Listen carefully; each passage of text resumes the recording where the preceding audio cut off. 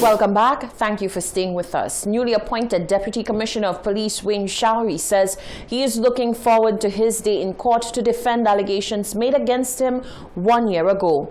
The court proceedings surround the arrest of a talk show host, Christopher Hunt, during an alleged unlawful anti-government motorcade in June 2020, where Showery was accused of giving the order to police to target and arrest protesters wearing red. DCP Showery says he would like the media to attend the court case, as he is confident that his name will be cleared. In June 2020, then acting Deputy Police Commissioner Wayne Showery vehemently denied claims made about him, stating that he instructed police officers to target protesters who were wearing red, the color of the opposition St. Lucia Labour Party, during an alleged unlawful anti-government motorcade held that same month. On that said day, talk show host Christopher Hunt was arrested during the event. However, during this arrest, he allegedly presented a note which had been making the rounds on social media purportedly from a police station diary in Dennery, which was allegedly an order from DCP Showery. The note featured a directive stating that all persons wearing red shall be diverted back to Castries. Following this allegation, DCP Showery denied the claim, stating that he was never in Dennery during this time frame, and the matter has since been brought before the courts. 1 year later, Showery said whilst he does not want to fan any flames, he is looking forward to the matter being settled in court. I have said that I am going to answer all of those questions when it's my time to give evidence at the court. As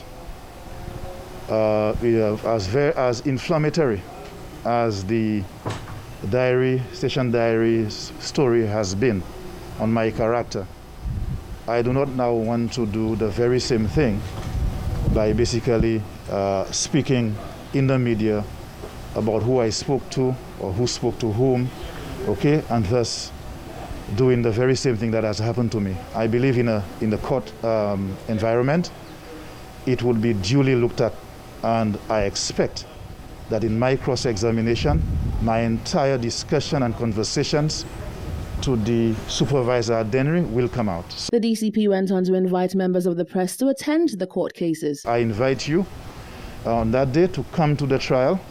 Okay, as you know, we are bound by certain principles of fact and truth in a courtroom.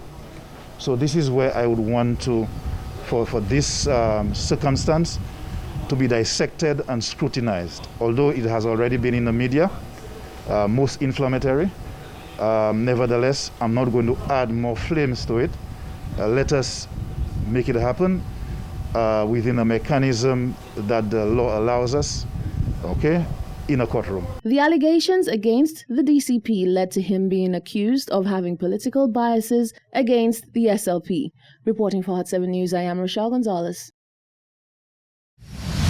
A police investigation is still open and charges may be preferred against former SLP Senator Joachim Henry and his wife following a disturbance at an SDA church.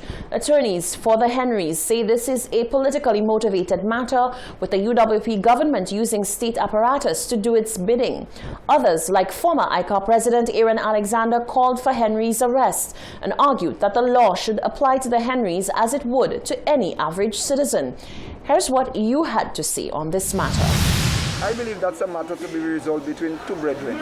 That has nothing to do with politics at all. I believe if Guy is an elder in the church and Joachim is a member of the similar church, right? That is a matter that Matthew 18 says if you and a brother have a problem, resolve it among yourselves. If you're not happy, get another brethren from the movement or two other brethren. If it's not so, tell it to the church and let the church resolve it. Well, I think that is a political thing, eh? Why the man have to report? Why? That's a political thing there that's going on there. You understand? That's all I have to say. As far as I see it, it's a political move. And everybody could see that. There's no running away from that, because what I'm saying, I mean, I've spoken that already, because I mean, I condemn Joachim for doing them kind of things, because in no you can't go in no church, right, and disturb the Lord services. That's what I'm saying. But people was mad against me because I said that. What I can comment on that really is not finishing that. There's a law, okay? To me, I'm not a fan of guys, to be honest.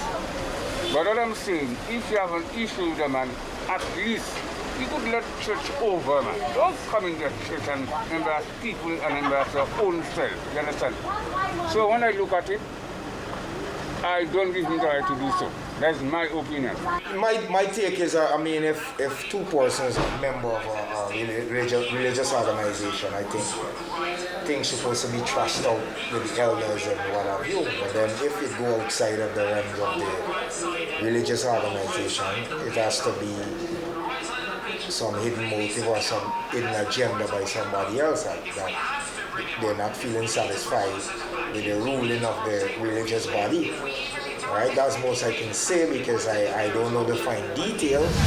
The president of the National Principals Association says the video of a mother inflicting harsh physical punishment on a child has sparked much needed and timely discourse. She says there are deeper issues that must be confronted, adding that it is encouraging that the video has captured the attention of relevant authorities with a view to providing needed intervention. Many continue to decry the video of the mother who is seen violently beating a young child on a sidewalk. The video has captured the attention of activist groups, the police, and many other groups in wider society. The president of the National Principals Association, Valerie St. Helen Henry, says these incidents happen more often than society cares to admit. St. Helen Henry says the mother should not be condemned as yet because although her actions were not the right ones, she may have been using the only action in her arsenal to discipline the child. She says, however, given that the video has gone viral, good can come out of the unfortunate situation. This video and it's the discourse that is generating is timely because I can say to you that across the schools on island, we are grappling with social issues. We are discovering a number of students who are being abused, not only at home, but outside of their homes. And it is not an easy thing. According to Henry, the incidence of abuse of children is on the rise. She says educators are discovering many cases now that students have returned back to face-to-face instruction. We should not be surprised because of the whole process of what has happened with the whole education system, the in and out, parents out of jobs, frustration levels have gone up. And it's a matter of the school and the home working together, but I think the outside agencies, we need to get some more support from them, or in other words, they need more support because the human services, they are lacking in human service, human resource. All right, and it is not their fault because they need more support in order for them to carry out their work. Henry says the video serves as evidence, but for the relevant authorities. Henry, however, is very concerned about the toll that such a video can have on the psyche of the child involved. A video like that should not be circulated, but should be sent to the right authorities that will take action or to intervene in the matter with what's happening with the mother and the student. And imagine this child in the school with her classmates being exposed there. You know, some students may jeer at her, some may even bully her. It can lead to so many psychological damage to that child. She may rebel in the classroom with the students and the teachers. She may not be able to focus. You know, she may be teased. So many things can happen. She noted that the education system is left to deal with the effects of many social ills and believes that more needs to be done to assist students who are victims of society's wrath. Reporting for Hot 7 News, I am Genevieve Gonzague. The co-director of Rise St. Lucia says the call for a holistic approach to crime needs to be more than just talk.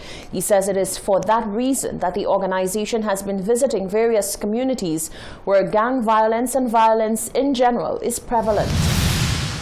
For the year 2021, St. Lucia has recorded 29 homicides, majority of which have taken place in Dennery, Vieux Fort and Castries, and have been committed by youth or resulted in youth losing their life. Coming out of the homicides, there have been multiple calls by individuals and organizations for a multi-sectoral holistic approach to be taken to deal with crime and the youth involved in the violent and criminal activities. Rise St. Lucia, a non-governmental organization which is all about speaking out for youth, mobilizing funds and creating links with other similar efforts to identify gaps and propose solutions in society, say they continue to be committed to assisting at-risk youth and dealing with crime. The chairman, Dr. Venus Cherry, says it is always easy to pinpoint and blame youth who are quote-unquote from the ghetto or marginalized, but nothing is being done to remedy the social ills that are the root causes of crime in society. When was the last time there was a forum with people from the ghetto, whether they've been to prison or not, and say, what's affecting you? No one seems to do that. No one seems to care. We're not proactive. We're always reactive. They always think that the idea is more cops, more police with more guns in the ghettos and people trying to bully people into submission. It doesn't work that way. At the end of the day, when I, myself and my team go to those ghettos and talk to those young men, you know what they say to us? We need jobs. We're hungry. What are we supposed to do? It's easy to go and talk to someone and say, hey, put down the guns and stop this and stop that, but what is in place? He says youth who are indoctrinated into gangs and partake in violent activity have most times been shunned by society. The real problem is those young men get more love and feel more love in the ghettos than they feel from the rest of our society, especially if they've been to prison. The moment they get out of prison and they come and someone says, we need a police record, and it said, incarcerated for a period of time, whether it be on remand or not, they no longer want to hire them. So as a society, we fail those young people. They can't get reacclimated into society. There's a stigma. Even some people who've never been to prison. For example, if you go and fill a job and you say you're from Masha, you discriminate against because of your location of where you live in the country. How do we expect people to survive? At the end of the day, a drowning man will catch at a straw. Dr. Cherry says the collective approach being spoken about to deal with crime and gang violence sounds great. However, there needs to be steps taken by the various sections of society in order for the idea to be materialized. Rise St. Lucia, he says, is doing all within their power to bring about the changes they would like to see. So it's about bringing our personal stories to them. We have people who've been locked up, we have people who've been arrested, we have people who've been in trouble with the law, who've done better, who've made a difference in their life, and going to them and saying, there is a way and there is a mean, but we also know, like I said, when we talk holistic approach, I'm doing my part. I'm doing what I can do in my capacity. And will I write petitions? Will I lobby for changing legislation? Yes, we will do that as an organization. But in the meantime, we're going to those people. We're presenting ourselves, we're presenting our faces. We're going and sit with them and talk to them. We're actually going to listen to them. Because that's the only way you can truly understand how to help someone change, if you know what's really affecting them. In November 2017, St. Lucia hosted the first ever crime symposium where the Minister for Justice and National Security met with various stakeholders to brainstorm suggestions to curb, prevent, and manage crime in St. Lucia. Many recommendations have been made to have such a symposium repeated, as in the last 2 years, the number of crimes being recorded has increased significantly. Reporting for Hot 7 News, I am Genevieve Gonzague. Meat vendors and the CCC are at loggerheads over access to vending booths. The meat vendors complain they have no keys to the facility, while the CCC says the council has full ownership. The vendor coordinator is questioning the motive of the meat vendors. Meat vendors in the Castries market are crying foul over what they say is bad treatment from the Castries Constituency Council as it pertains to them not having access to vending stalls. The vendors claim that traditionally, once vendors paid rent for the stores, they had constant access regardless of whether or not they sold meat on a particular day. They say the CCC is withholding what is rightfully theirs. They were renting there. They say we don't have a book. They're renting from the government. We ask everybody to buy padlock. We buy the padlock, give them the padlock. We take all the padlock and put their own one and when they come, they have to open first. You want in somewhere and somebody have to open for you to go inside the house. You know, that's nonsense. You cannot rent a place and after you rent in there, you pay your money for the day. Somebody have to open the door for you to go inside the house. How that can run? The vendor coordinator instead says that the meat vendors are simply being malicious since they are aware of the new regulations. And even then, once asked of the council, the keys will be made available to them. Every booth there belongs to the Castries Constituency Council. Now, if you notice, we only have 8 booths. So we have to control the booth. The booth is that the butchers let us know that they are coming. So what we do, we open all the booths for the butchers who come in on a Friday and Saturday. Now, we cannot give no butcher a key like they used to do before, that they own the booth. No butcher own a booth. It is just for you to vend your meat and everything like that. So what we do on a first day afternoon or first day evening, we open all the booths for the butchers. So there is no way that the butchers have any problem to say they cannot get their booth and everything. We have rectified this situation. Maybe before they had a little problem, but now I can tell you we have rectified all the problems. The vendors say that the times that the booths are being opened by the CCC is costing them money. For the Hot 7 News, Nisha Charles reporting. Stay with us. There's more news after the break.